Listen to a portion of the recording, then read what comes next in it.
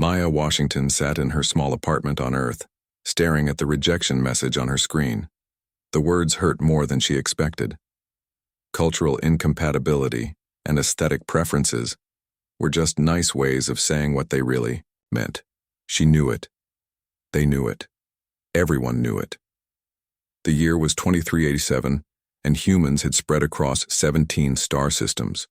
People lived on worlds that had never seen natural sunlight until human terraforming machines changed their skies. The interstellar marriage exchange was supposed to help lonely colonists find partners across the vast distances of space. Maya had believed in their promises of fair matching based on education, interests, and goals. She was wrong. Maya closed the message and opened her research files instead. Her doctorate in xenobotany had taken 8 years to complete. She had studied how to make earth plants grow in alien soil. Her work had already helped 3 colonies increase their food production by 40%.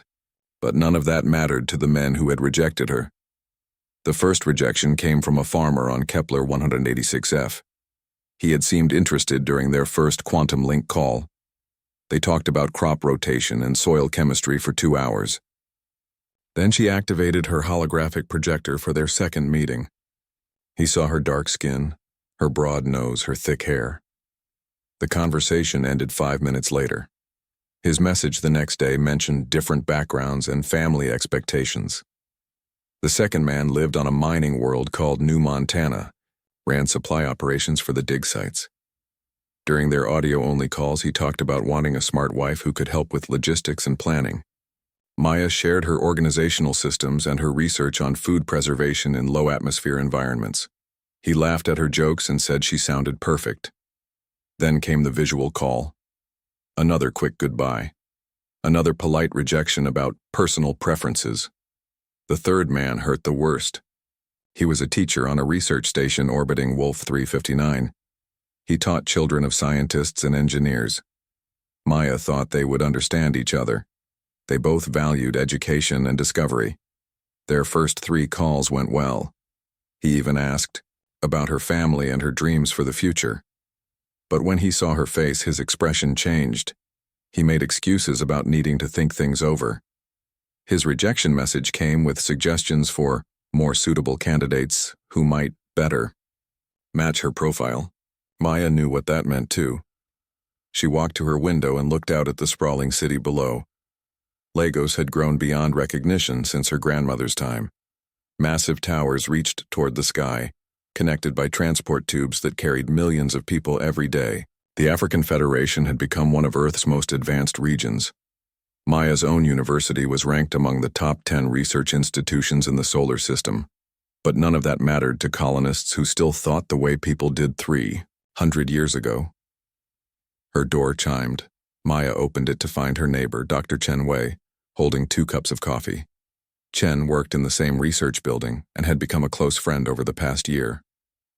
"I saw your message status," Chen said, stepping inside. "All 3? Maya nodded and took the coffee. "All 3. Same pattern every time. Good conversations until they see me." "Their loss," Chen said firmly. "You're brilliant. Any colony would be lucky to have you." "Apparently not lucky enough," Maya replied. She sat down heavily on her couch. "Maybe I should give up on the whole idea. Focus on my research here." "Or maybe the system is broken," Chen suggested. "The exchange claims to use advanced matching algorithms, but they still let people filter by appearance first. That defeats the whole purpose." Maya had wondered about that too. The exchange's marketing promised matches based on compatibility, shared interests and life goals, but the reality seemed different. People still made choices the same way they always had. Her computer chimed with a new message. Maya almost ignored it, but Chen encouraged her to check. The sender was someone named Jake Morrison from New Dakota in the Kepler 442 system. The subject line read, "Saw your research. Interested in partnership." Maya opened the message carefully. Most men who contacted her directly were either inappropriate or dishonest. But Jake's message was different. "Dr. Washington," it began, "I reviewed your profile after the exchange forwarded it to premium subscribers. I also read your published papers on hybrid crop development. I run the largest agricultural operation in this system, and I believe your expertise could solve problems we're facing here. I'm not interested in games or superficial judgments. I'm looking for a genuine partner who can contribute to important work. If you're interested, please reply. The message was direct and professional. No flattery, no romantic nonsense, just business. Maya found that refreshing after the previous disappointments. She researched Jake Morrison while Chen read the message over her shoulder. His agricultural operation covered 3 continents on New Dakota. He employed over 2,000 people and produced food for 6 different colony worlds. More interesting was his reputation for innovation. He had developed new farming techniques specifically for alien environments. His operation was one of the few that worked closely with native species instead of trying to eliminate them. He sounds legitimate, Chen observed. And he's focused on your professional skills, not your appearance. Maya continued reading about Jake's background. He had inherited the farm from his adoptive parents but had expanded it far beyond their original vision. He held patents on 17 different agricultural technologies. Most impressive was his collaboration with the Zephyrians, a silicon-based species native to New Dakota. Few humans had managed successful partnerships with non-carbon-based life forms, but Maya remained cautious. She had been disappointed too many times to trust easily. She composed a careful reply, asking for more details about the agricultural problems he mentioned and what kind of partnership he had in mind. She also requested references from his current employees and business partners. If Jake Morrison was serious about a professional arrangement, he would not mind providing verification. His response came within hours, complete with detailed technical reports about crop failures affecting his operation and contact information for 12 different references. Maya spent the next 3 days checking his story. Every person she contacted confirmed that Jake was honest, fair, and genuinely committed to innovative farming techniques. More importantly, they all mentioned his respect for expertise and his willingness to learn from others. Several employees specifically noted his collaborative approach and his success working with alien species. Maya began to feel cautiously optimistic. Perhaps there was still hope for finding a real partnership among the stars, even if it came from an unexpected direction. Jake Morrison stood in his office looking out at the dying fields. The morning suns of New Dakota cast long shadows across rows of withered crops. What had been green and healthy 3 months ago now looked like a graveyard of brown stalks and empty soil. The blight was spreading faster than anyone had predicted. His farm manager, Pete Collins, knocked on the door and entered with a grim expression. "Lost another 40 acres overnight, boss. That makes 300 total this week." Jake nodded slowly. He had expected this news, but it still hit hard. "What about the eastern sectors?" "Still clean for now, but I don't think we can hold it back much longer. The chemical treatments aren't working. The biological controls failed last month. We're running out of options." After Pete left, Jake sat down at his computer and opened his correspondence with Dr. Maya Washington. Their exchanges over the past week had impressed him. Her questions were sharp and intelligent. She understood the complexity of alien agriculture in ways that most Earth-trained scientists did not. More importantly, she seemed genuinely interested in solving real problems rather than just advancing her career. Jake had not told her about the blight yet. He wanted to establish trust first. Too many consultants had come to New Dakota promising solutions and leaving with fat payment accounts while his problems remained unsolved. But Maya was different. Her questions showed deep understanding of the challenges facing frontier agriculture. He started typing a new message. "Dr. Washington, I want to be completely honest with you about the situation here. My operation is facing a crisis that threatens not just my farm, but food security for our entire system. I believe you might be the key to solving it, but I need to explain everything." Jake spent the next hour writing a detailed explanation of the blight. He included technical data, soil samples analysis, and timeline reports showing how the problem had developed. He also attached videos showing the affected areas and interviews with his field teams. The message concluded with a direct proposition. I'm offering a 6-month contract marriage that would allow you to immigrate here immediately and work on this problem with full access to my resources and facilities. If we can solve this crisis together, we can discuss making the arrangement permanent. If not, you'll have gained valuable experience and earned enough money to fund your next research project. Maya's response came 12 hours later. Jake could tell she had spent time researching his claims. Her reply included questions about specific soil chemistry readings and requests for additional data about native plant interactions. Mr. Morrison, your situation is more serious than you initially indicated. The blight pattern you're describing doesn't match any known agricultural disease. I suspect you're dealing with an ecological imbalance rather than a pathogen. This could actually be good news if I'm right. Ecological problems can be solved, but it requires understanding the entire planetary system, not just the crops. Her message continued with technical theories about how human farming methods might be disrupting natural cycles on New Dakota. She mentioned the possibility of working with native species instead of fighting them. Most interesting was her suggestion that the Zephyrians might hold keys to the solution. I've read about your partnership with the silicon-based species on your world. Very few humans have achieved that level of cooperation with non-carbon life forms. If they've been farming this planet for thousands of years, they must understand things we don't. Are they affected by the blight? Jake realized Maya had identified something he had missed. The Zephyrian agricultural areas showed no signs of the blight. He had assumed their different biology made them immune, but Maya was suggesting something more complex. He arranged a quantum link call with Maya for the next day. When her holographic image appeared in his office, Jake was struck by her intensity and focus. She had prepared extensively for their conversation, with charts and diagrams ready to share. The key question, Maya said without preamble, is whether this blight affects only human-introduced crops or native species as well. If it's selective, we're dealing with a planetary immune response, not a disease. Jake had never considered that possibility. You think the planet is rejecting our farming methods? Planets don't reject anything, Maya replied with a slight smile. But ecosystems maintain balance through feedback mechanisms. If human agriculture disrupts important natural cycles, the ecosystem will respond to restore equilibrium. What looks like crop disease might actually be the planet healing itself. They spent 2 hours discussing the technical details. Maya asked pointed questions about soil mineral content, water table changes, and interactions between human crops and native organisms. Jake found himself impressed by her ability to synthesize complex information quickly. I want to accept your offer, Maya said finally. But I have conditions. First, I need complete access to your Zephyrian partners. If my theory is correct, they're essential to finding a solution. Second, I want to document everything. If we solve this problem, other colonies need to learn from our methods.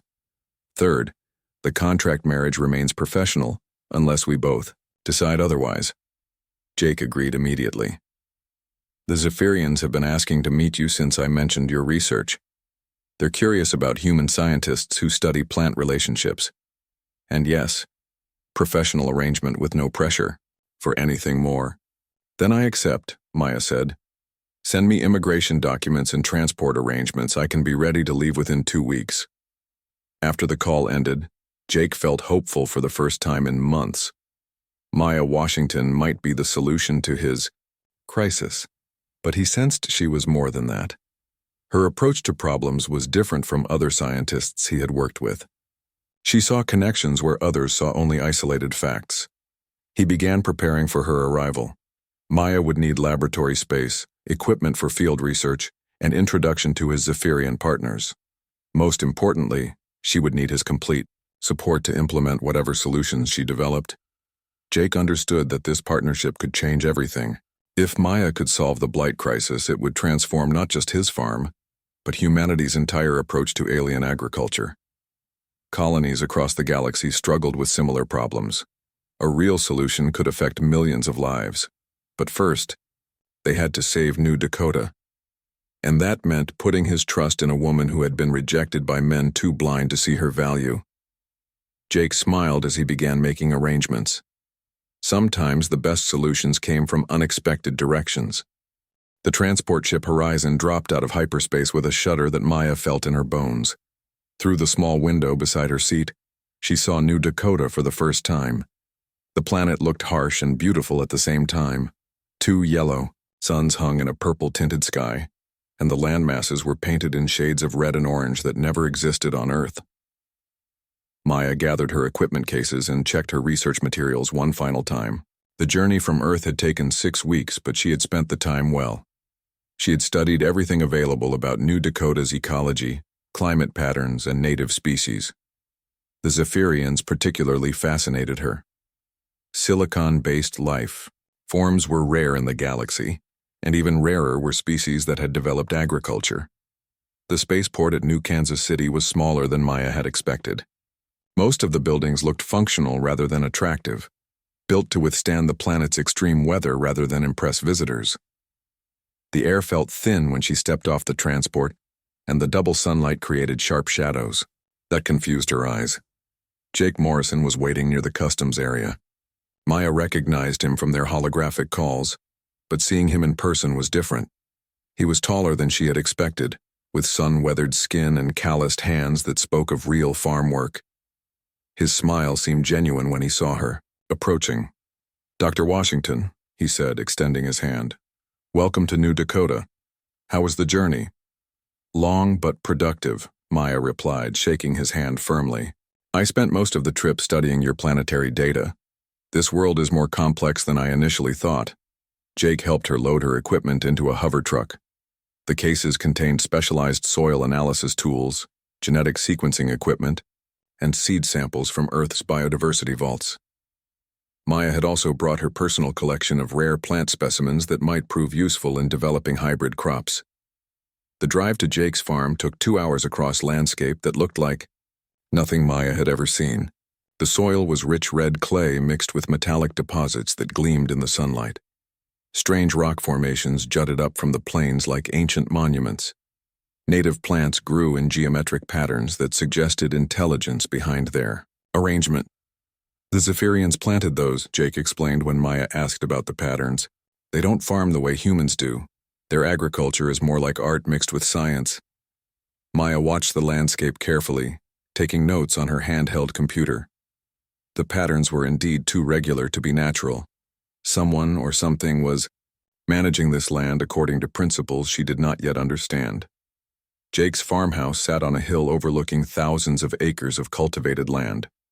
Some fields looked healthy and green, while others showed the brown death that Maya had seen in Jake's reports. The contrast was stark and disturbing. "The blight is spreading faster now," Jake said, following her gaze.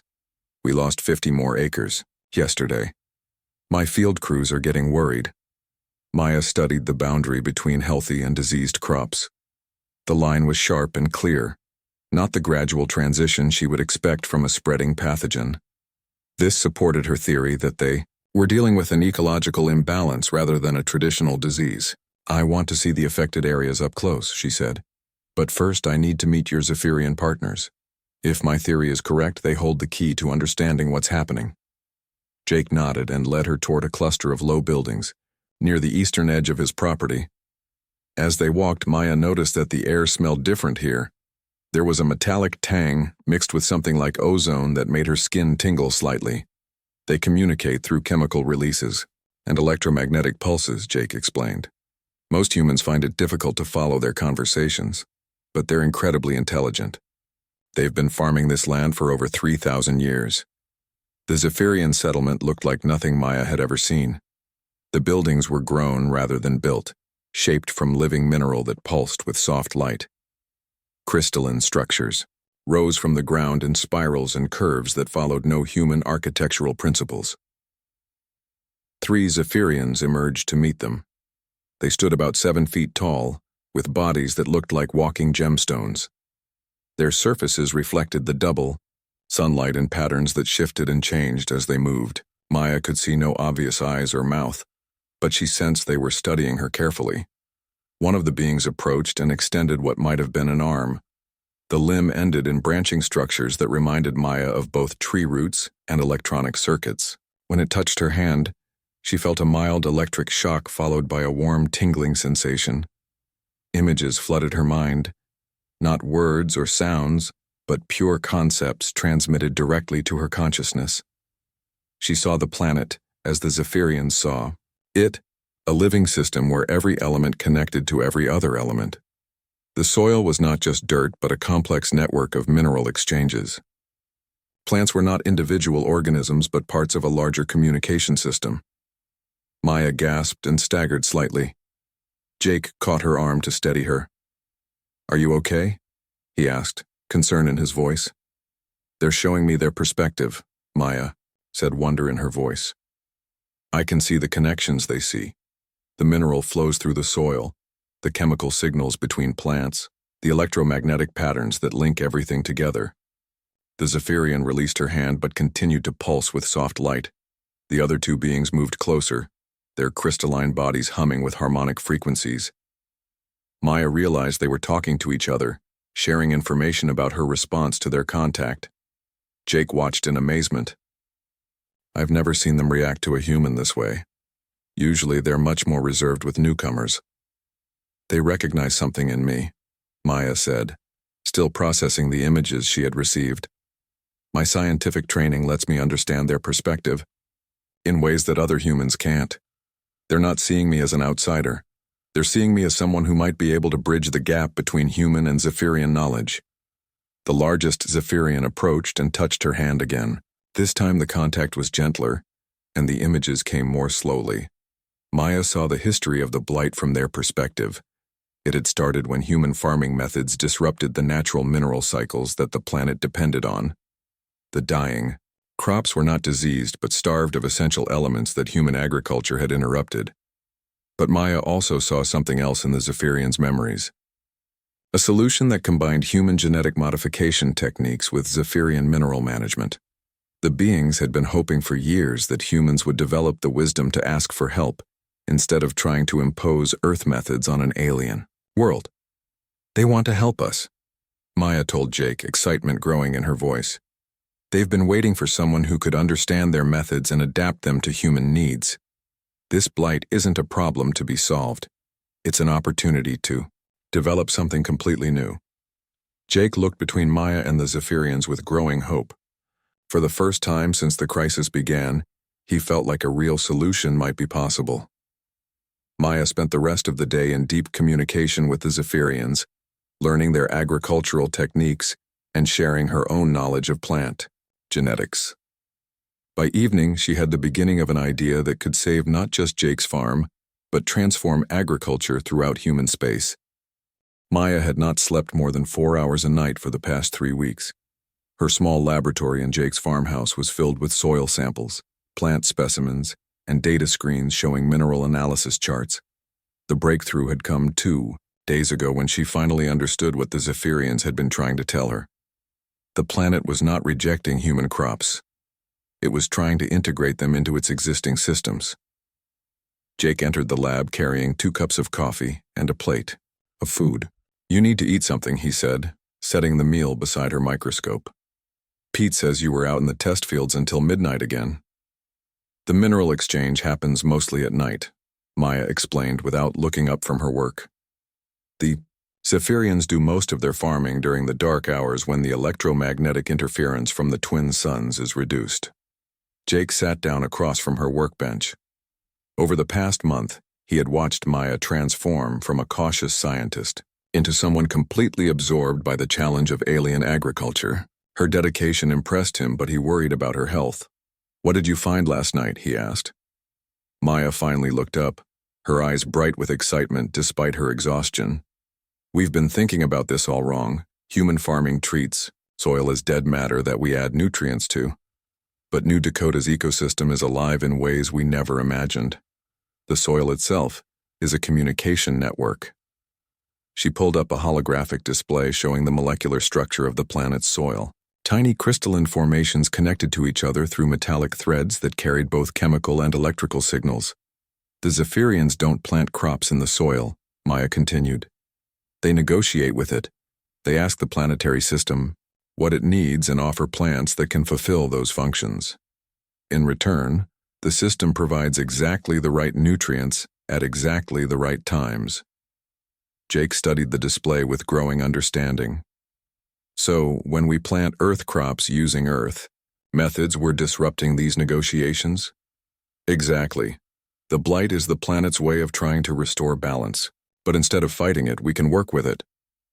Maya opened another file showing genetic sequences. I've been modifying Earth crop DNA to include communication proteins similar to what the Zephyrians use. If we can make our plants speak the planet's language, we can become part of the system instead of invading it. The door chimed and Pete Collins entered, followed by two Zephyrians that Maya now knew as Rootsinger and Skytender. The alien beings had become daily visitors to the laboratory, sharing information and observing Maya's work with what seemed like approval. Rootsinger approached Maya's workbench and extended a crystalline appendage toward her latest plant samples. When it made contact, Maya felt the familiar electric tingle that meant the Zephyrian was analyzing her work at the molecular level. Images flowed into Maya's mind. She saw her modified crops not as she had designed them, but as Rootsinger perceived them. The genetic changes she had made were good, but incomplete. The plants could receive signals from the planetary network, but they could not yet send their own messages clearly. They're saying we need to add something else, Maya told Jake. A two-way communication system instead of just a receiver. Skytender moved forward and touched a different set of samples. More images came, showing Maya how to incorporate specific mineral structures into the plant cell walls. These would act like tiny antennas, allowing the crops to broadcast their needs and offerings to the surrounding ecosystem. Maya worked for the next 18 hours straight, modifying her genetic templates based on the Zephyrian guidance. Jake brought her meals and made sure she stayed hydrated, but he did not interrupt her focus. He understood that they were close to something revolutionary. The test came on a Tuesday morning when the twin suns cast long shadows across the experimental fields. Maya had planted her modified crops in a section of blighted soil that had been completely dead for 2 months. If her theory was correct, the new plants would not just survive, but help heal the damaged area. Jake, Pete, and both Zephyrians stood with Maya at the edge of the test plot. The modified seeds had been in the ground for only 3 days, but Maya was confident something should be visible by now. There, Pete said, pointing to a spot near the center of the plot. Is that green? Maya pulled out her binoculars and focused on the area Pete had indicated. Tiny green shoots were pushing up through the red soil, but more importantly, the soil itself looked different. The dead brown color was giving way to the rich reddish hue of healthy New Dakota earth. Rootsinger moved to the edge of the plot and extended its appendages into the soil. The images it shared with Maya were filled with harmony and balance. The modified plants were not just growing, they were singing to the planet in its own language.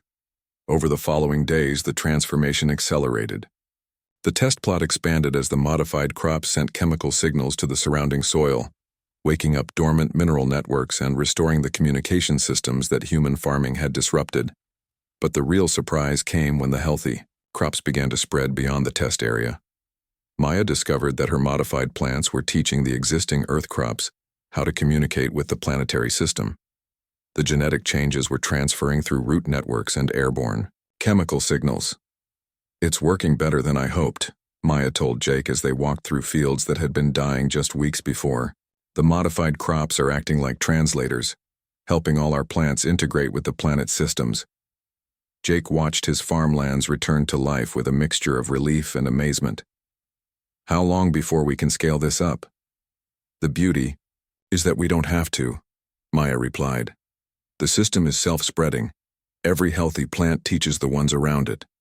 Within 6 months, your entire operation should be integrated with the planetary network. Word of their success spread quickly through the colony networks. Representatives from agricultural stations across 3 systems requested copies of Maya's research. Colonial governors who had never heard of Maya Washington suddenly wanted to meet the scientist who had solved the food crisis. But Maya found herself less interested in recognition than in the deeper implications of what they had achieved. Working with the Zephyrians had shown her that humanity's approach to colonization needed fundamental changes. We've been terraforming planets to match Earth conditions, she told Jake one evening as they watched the sunset paint the sky in brilliant purples and golds. But what if we terraformed ourselves instead? What if we adapted to work with each world's existing systems? Jake nodded thoughtfully. The partnership with Maya had changed his perspective on many things. Her success had proven that the best solutions came from cooperation rather than domination. As reports arrived from other colonies attempting to replicate Maya's methods, it became clear that they had started something much larger than a solution to crop blight.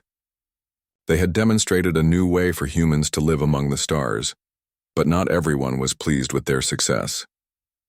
Messages began arriving from Colonial Agricultural Authority, demanding detailed reports and hinting at government oversight of Maya's research. Some officials seemed uncomfortable with the idea of humans adapting to alien systems rather than the other way around.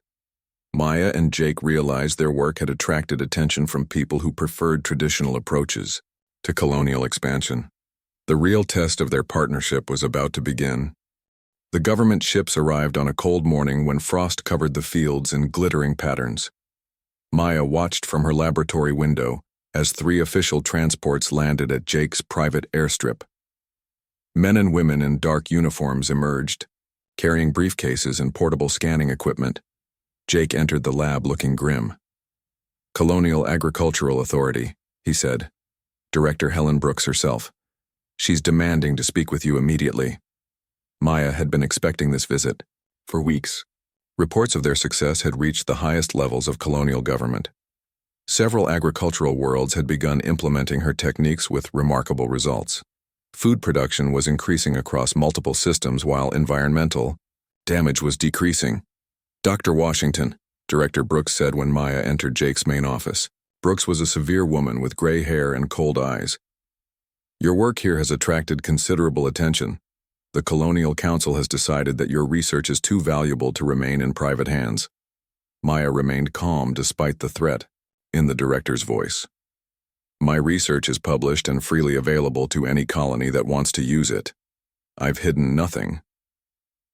"That's precisely the problem," Brooks replied. "You've shared advanced agricultural techniques with alien species. Some of these methods could be considered security risks if they fell into the wrong hands." Jake stepped forward. "What wrong hands? The Zephyrians have been farming this planet peacefully for thousands of years.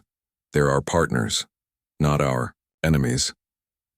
"That partnership is another concern," Brooks said, turning her attention to Jake. "Your operation has become too dependent on alien cooperation.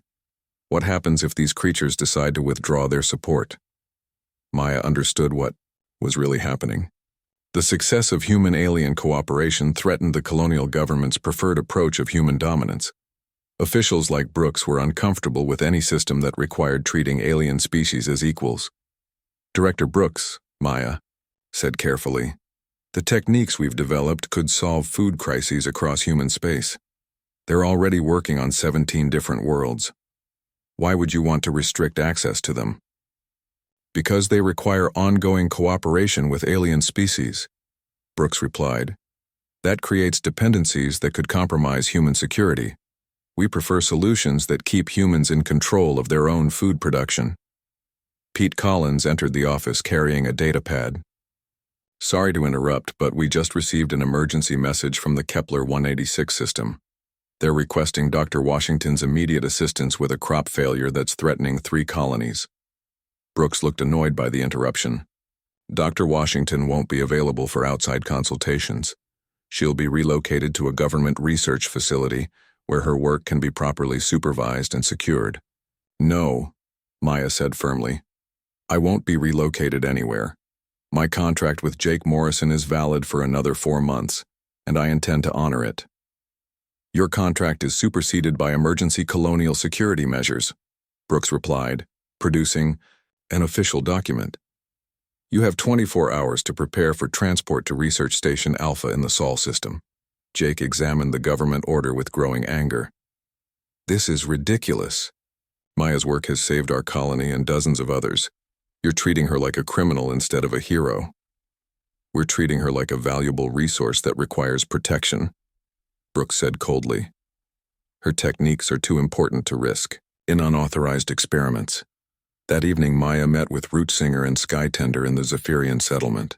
The alien beings had observed the government officials with what Maya sensed was deep concern. When Root Singer touched her hand, the images it shared were troubling. The Zephyrians had encountered human governments before.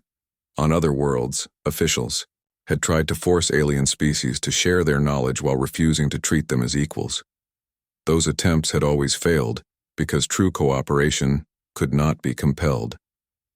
"They're willing to continue working with us," Maya told Jake after returning from the settlement. "But only if the partnership remains voluntary and respectful. If the government tries to take control, the Zephyrians will withdraw completely." Jake understood the implications. Without Zephyrian cooperation, the agricultural techniques would eventually fail. The alien species held knowledge that humans had not yet learned to replicate independently. "We need to fight this," he said. "There has to be legal recourse." Maya had been thinking about the same thing. Actually, there might be. The Interstellar Colonial Charter guarantees protection for indigenous species and their territorial rights. The Zephyrians are the original inhabitants of New Dakota. Any agricultural system that depends on their cooperation might fall under indigenous protection laws. They spent the night researching legal precedents and preparing arguments. Maya also sent urgent messages to colleagues on other worlds, asking them to document their own successes with her techniques. The next morning brought unexpected support. Ships arrived from 6 different agricultural colonies, carrying representatives who wanted to speak in favor of Maya's work. Even more surprising was a message from the Zephyrian Council, a governing body that few humans knew existed. The council had decided to make an unprecedented offer. They would share their most advanced agricultural knowledge with human colonies, but only under specific conditions. The knowledge would be given freely to any colony that recognized Zephyrian territorial rights and agreed to treat alien species as equal partners. Director Brooks was furious when she learned about the council's offer. "This is exactly what we were trying to prevent. Now we're dependent on alien approval for our agricultural policies." "No," Maya corrected her. "Now we have the opportunity to build genuine partnerships instead of trying to dominate everything we encounter. The Zephyrians are offering to help us become better farmers and better neighbors." The crisis reached the Interstellar Colonial Council within days. Maya found herself testifying before the highest levels of human government, explaining how cooperation with alien species had transformed agriculture across multiple worlds. The economic arguments proved decisive. Colonies using Maya's cooperative techniques showed food production increases of 60%, while reducing environmental damage by 40%. The cost savings were enormous, and the techniques were spreading faster than any government could control. The council voted to support continued cooperation with alien agricultural species. Director Brooks was reassigned to a desk job, and Maya was officially recognized as a colonial agricultural advisor with the freedom to work wherever her expertise was needed. But the real victory came 6 months later when Maya addressed the first Interspecies Agricultural Conference. Representatives from human colonies, Zephyrian communities, and 12 other alien species gathered to share knowledge and establish cooperative farming protocols. "We started with a simple goal," Maya told the assembled delegates. "We wanted to save crops on one world, but we discovered something more important. We learned that our strength as a species comes not from conquering other worlds, but from learning to belong to them." Jake watched from the audience as Maya received recognition from beings whose species had never cooperated with humans before. The woman who had been rejected for her appearance had become the architect of a new approach to human expansion among the stars. Later that evening, as they walked through fields that stretched to the horizon, Maya reflected on how much had changed. "Those men who rejected me thought they were choosing wives who would fit their narrow expectations. They never imagined they were rejecting someone who could help change the future." Jake smiled and took her hand. "Their loss became our gain, and humanity's gain too." Above them, the twin suns of New Dakota set behind alien mountains painting the sky in colors that existed nowhere else in the galaxy. The hybrid crops around them swayed in the evening breeze, singing their quiet songs to a planet that had finally learned to listen. Maya Washington had found her place among the stars, not by changing herself to fit human prejudices, but by helping humanity grow beyond the limitations of its past.